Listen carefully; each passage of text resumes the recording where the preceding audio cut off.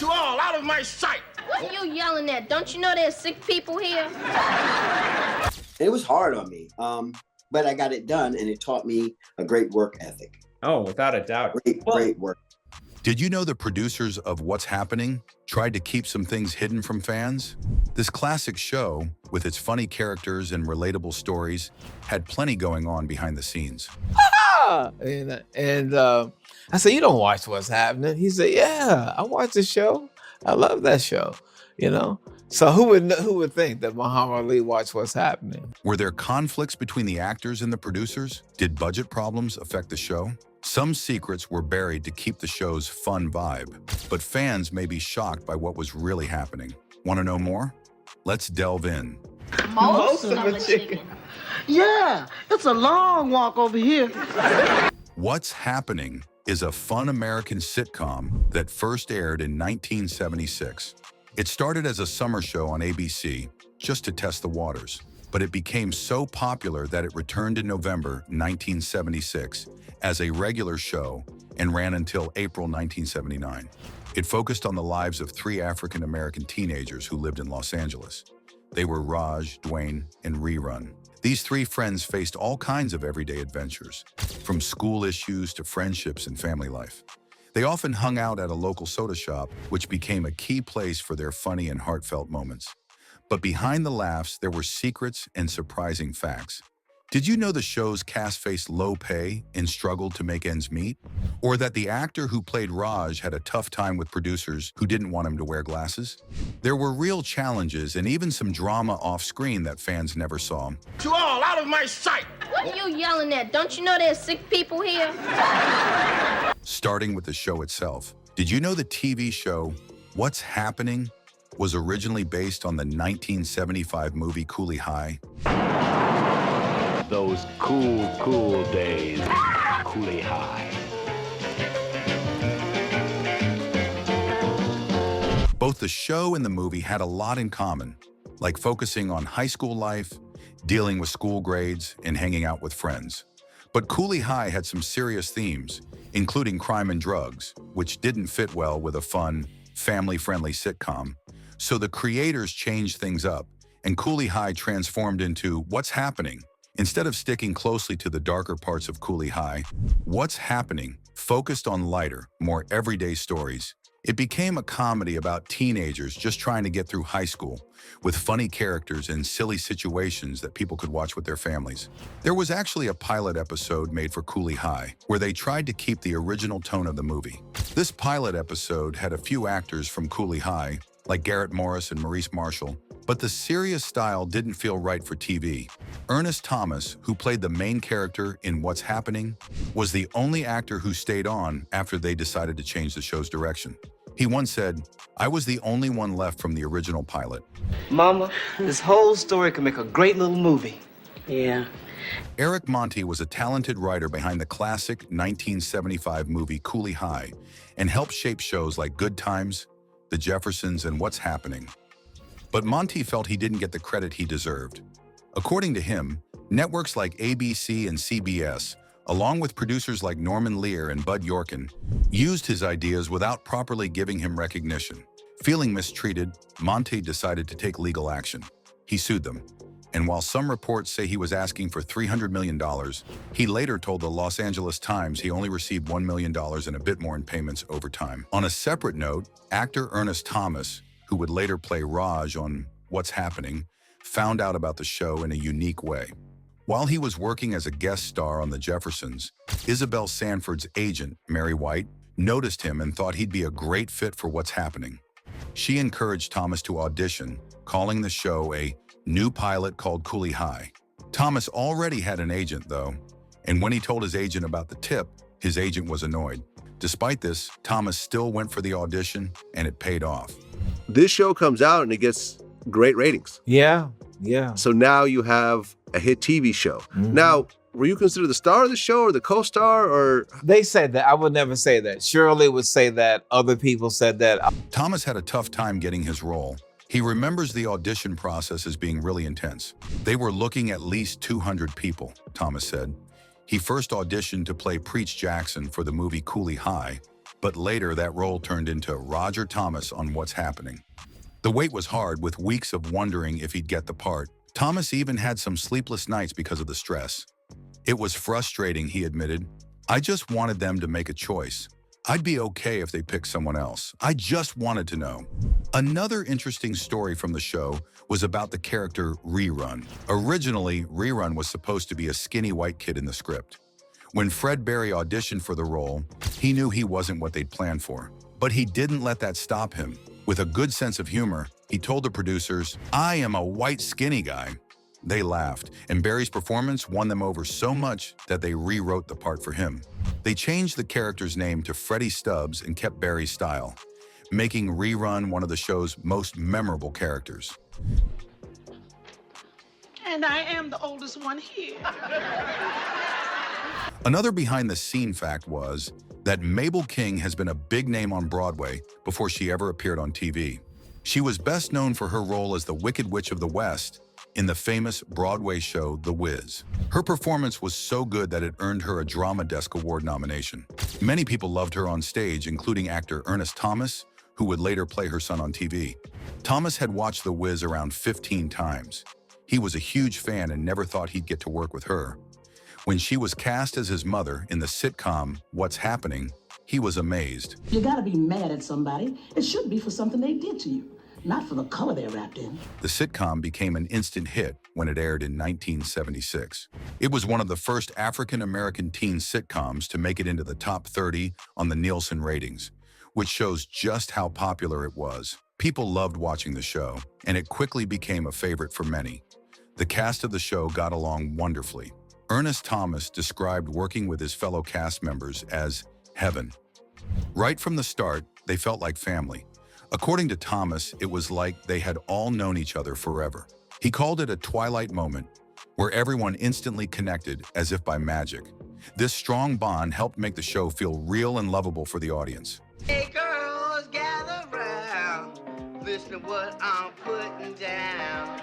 Another notable story involves Haywood Nelson, who played Dwayne on the show, was the only actor in the main high school cast who was actually a teenager.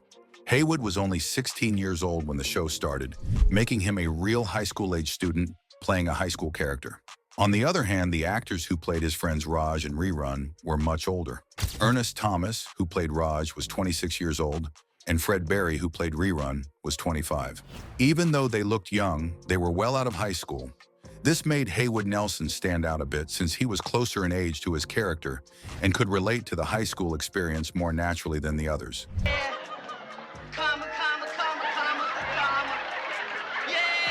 The show's fans enjoyed seeing him play Dwayne, as he brought a real teenage vibe to the role, which helped make the character believable and relatable. The show also had another interesting behind-the-scenes story. For example, Fred Berry, who played Rerun, was already a member of a famous dance group called The Lockers before he joined the show. In one episode, Rerun even auditions for a dance group, which was a fun nod to Berry's real dance career. Not all actors on What's Happening were happy with the show's direction. Mabel King, who played the single mother, wasn't thrilled about her role. She felt the show could have set a better example by showing a strong family unit. Mabel didn't like that her character was a single mom working as a maid, as she believed Black families needed stronger role models on TV. She thought it was a tragedy that Black sitcoms lack these models. You gotta be mad at somebody. It should be for something they did to you, not for the color they're wrapped in. Because of this, Mabel left the show after the first season, saying people have to make the best choice for themselves. This issue wasn't unique to What's Happening. Other shows like Good Times also lost parental characters for similar reasons. Fred Berry, who played Rerun, soon became known as the troublemaker on set. When the show became a hit, he thought he deserved a raise. Director Alan Rafkin admitted that Fred could be trouble, but also brought many laughs to the show. Fred's wife, Essie, later said that he just wanted fair pay. When Fred asked for more money, he was told no. Essie explained that Fred was frustrated when he was paid only $5,000 an episode, while a white actor received $8,000. That's a him? Looks more like a them. Only Haywood Nelson appeared in every episode. Although Fred often caused problems on set, he convinced Haywood to join him in a walkout to push for better pay. However, Haywood ended up carrying an entire episode alone in the second season, showing his dedication to the show. To all, out of my sight! What are you yelling at? Don't you know there's sick people here? Shortly after production began on season 2, Danielle Spencer, who played Roger's younger sister Dee Thomas, was seriously injured in an automobile mishap, which took the life of her stepfather. In 1977, I was in a car accident, which led to spinal problems, she told Jet magazine earlier this year. 10 years ago, I had surgery on my upper back that resulted in my being paralyzed from the waist down. After many years of rehabilitation at several places, I am still left with neurological damage to my spinal cord. In order to accommodate the actress on the set, she was allowed to remain seated during many of her scenes in order to avoid any physical exertion. Her hair was also styled in such a way to cover up visible damage that had been done to her forehead in the crash. After I had left the show, Alan Rafkin noted in his book, there was a big contract dispute, and I was told that Fred was the instigator behind the trouble that followed. He convinced Ernest and Haywood to join him in a strike for more money. Eventually, the producers simply had enough of the boys' antics, and they closed the series down. But Thomas notes that there's a mystery over that. I remember distinctly that they had a meeting and wanted the entire cast to meet with all of the producers. And they said, Fred Berry tells us that you think we're racist. So we don't want you working for racists, and we're going to cancel the show. That's what I remember. Fred was very happy, even at that meeting. He didn't take it back and say, no, they really didn't say it. I was the one who said it. He said, no, you all said it. So they thought he really was telling the truth. The show's final episode, in its original form, ran on April 28, 1979. I go out in public, people freak out. They ask me for autographs, ask me to dance. I still got it. Toward the end of Fred Berry's life, Fred came to realize the impact of his actions and decided to make things right. He apologized to those he'd hurt, including his former co-star, Ernest Thomas. Thomas shared, Fred did apologize for all of that stuff toward the end of his life. He said he was sorry, and I believe in forgiveness. When someone asks for forgiveness, it's better to let things go. Thomas even attended Fred's funeral, despite some people not wanting him there. For Thomas, forgiving Fred was more important than holding on to the past. Fred embraced his famous role so much that he legally changed his name to Rerun. Yes, that's right. He was officially known as Rerun in real life, showing how much he loved the character. Years later, Ernest Thomas thought about bringing the show back. At first, no one believed there was an audience for it. But when The Cosby Show became a big hit in the 1980s, networks realized people wanted more shows focused on African-American families. This led to What's Happening Now, a new version of the show, which began in 1985. Thanks to the success of The Cosby Show, the old cast got a chance to return to TV, and fans got to enjoy their favorite characters all over again. Another thrilling behind-the-scene fact was when Ernest Thomas was in shock when he learned that What's Happening was coming back for 2 new seasons. His agent called him with the big news, asking if he was sitting down. Ernest was thrilled and emotional, but he was so overwhelmed that he lost his voice. When he went to the doctor, he was told there was nothing physically wrong with him. It was just all in his mind from the excitement. But his voice problem couldn't have come at a worse time. He was needed on set to start filming What's Happening Now. That's when a friend decided to help by calling someone truly special, Muhammad Ali. Even though Ali had been traveling, he made time to show up for the pilot episode. Seeing the boxing legend there gave Ernest the boost he needed, and just like that, his voice returned. Ali's appearance stole the show, leaving everyone in awe. Ernest remembers how the producers and audience were blown away, saying, "Who cares about what's happening? There's Muhammad Ali." I said, you don't watch What's Happening? He said, yeah, I watch the show.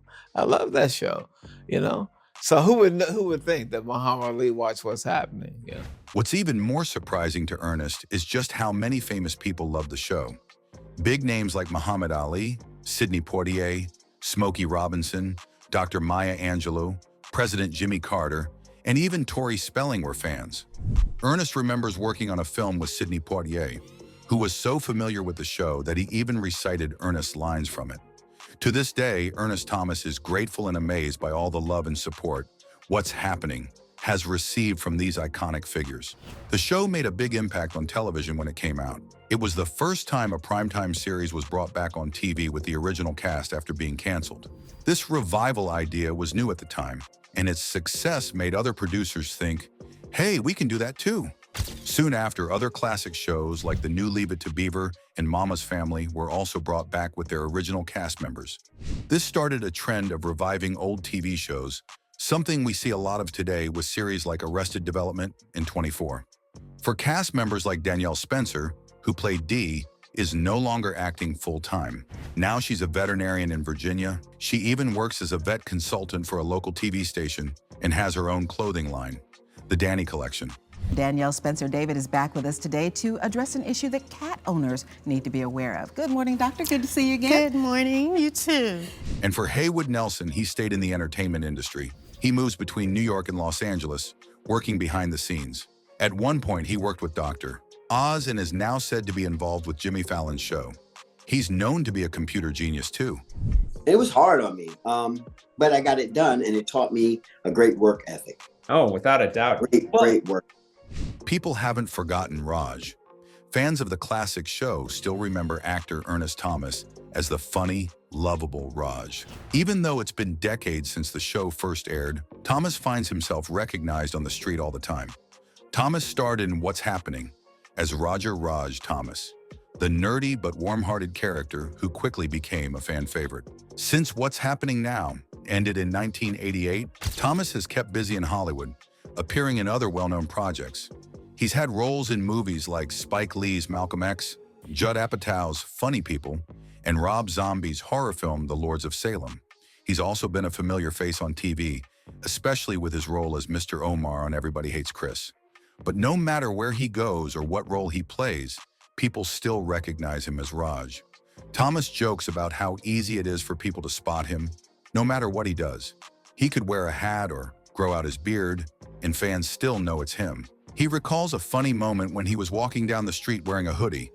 A young woman recognized him right away. When Thomas asked how she could tell it was him, she laughed and said, "Your butt." She claimed he had a distinctive walk that made him easy to spot. Thomas found it funny but also heartwarming to see how much people remember and care about his character. Though some of his original co-stars have sadly passed away, like Mabel King, Shirley Hemphill, and Fred Berry, Thomas still keeps in touch with his other castmates, Danielle Spencer, who played Dee, and Haywood Nelson, who played Dwayne. They became friends back when they were just kids on set. Spencer was only 9 years old when the show started, and Nelson was, Thomas says, they've been like family ever since. He fondly recalls how they loved him from day one and were always by his side. Now, after all these years, they are still two of his best friends, and they talk often. Thomas sometimes imagines what What's Happening would look like if it were made today. He says he would definitely want to be part of it, though he knows that the show might look a little different to fit modern audiences. He jokes that the producers would likely want a younger actor to play the lead, maybe a Raj Jr. He laughs as he imagines being told, "We're going to need someone who looks like you," only 19 years old. He knows they might only offer him a recurring role, a bit like Mabel King's role in the original, but he'd be happy just to be involved and to see What's Happening reach a new generation of fans. For Thomas, the experience of playing Raj and being part of What's Happening has been incredibly special. He's proud that people remember his character and still find joy in his old show. Even though he's moved on to other roles, Raj will always be a part of him. The connection with fans and his lifelong friends from the cast are things he will always cherish.